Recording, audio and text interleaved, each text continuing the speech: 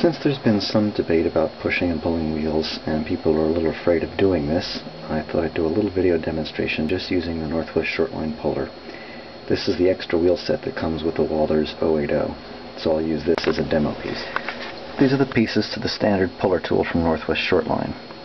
These are the two push bolts that normally come with it. Unfortunately, they're both too large for most N-scale wheels. The one you see mounted in here is one I made from a 1032 bolt where I just spun it in a drill press and ground down the tip till I got it down to about 1.2 millimeters. Here's the wheel set mounted in the puller, and you can see the V-plate is mounted just behind the wheel. I'll put it up so you can see how that looks.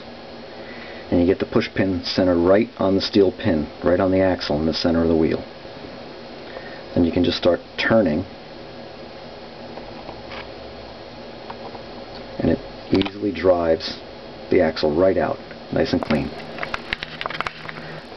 On the right are four of the bronze washers from Northwest Shortline. These have a .125 or 1/8 of an inch bore in the center, and they're .010 10/1000ths thick bronze washers.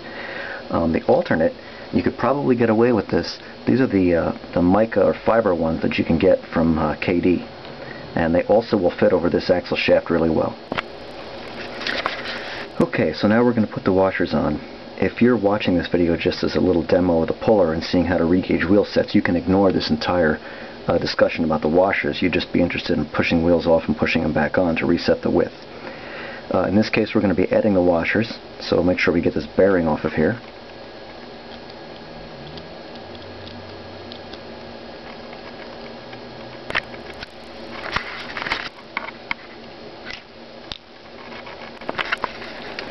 And now we'll just slip the washers on the shaft, like so.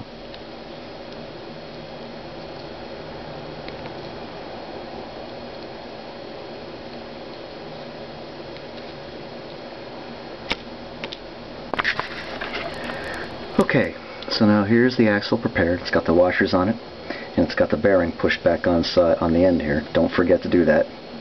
Now it's time to push the other wheel on. To start the wheel, you pretty much just have to begin by observing where the counterweight is on one side and set that so that its counterweight and the counterweight of the new wheel you're going to put back on are in the same orientation as the ones on the other wheels on the locomotive. Luckily, this is not a driver that has the rods attached, so if you're a hair off on the orientation of the holes on either side of this axle, it won't matter much. It's really for looks. But try to get them so that they're set 90 degrees apart the way the other drivers on the engine are. Okay, now I've just eased that on with my fingers. No pressure. And do not try to push it all the way on with your hands. So I've noticed that on the engine already, the other drivers, this counterweight here is at the top, and this counterweight should be pointing 90 degrees to the rear, like so. So I've got it started and as close by eyeballing it as I could, and now we're going to push it on the rest of the way. Do not do this next operation with your hands. Okay, to press the wheel back on the shaft, I'd like to use a small jeweler's vise. This is a Pana vise. There are lots of brands. Some people like to do this with a drill press. This is just my preferred method. You can take the axle with your wheel that's just started on a little bit with your fingers and slip it in, and then start tightening.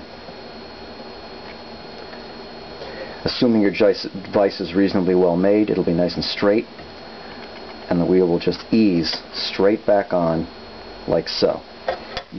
Don't push it on all the way. You want to check it with a wheel gauge as you go. Once you get the wheels close by eye, position them up in the vise a little bit so that the flanges are above the top of the vise. Now you can slip your wheel gauge on here and check for the proper gauge, and if necessary, tighten it the last little bit of the way till they're just right. This step is also what you'd do if you were just looking to re-gauge a wheel set that was a little bit too wide. You could slip it in a vise like this and just gently press. Okay, now our wheel set's all set, and we're ready to pop it back into the frame. Again, this isn't particularly hard because the rods aren't attached in this case, so you just need to look along the sides and make sure you get the counterweights oriented the same as the other drivers.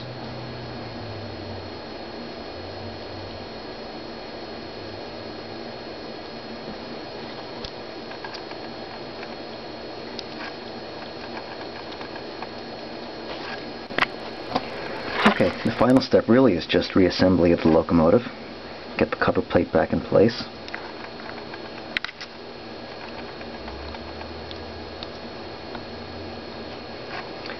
And start getting the screws started.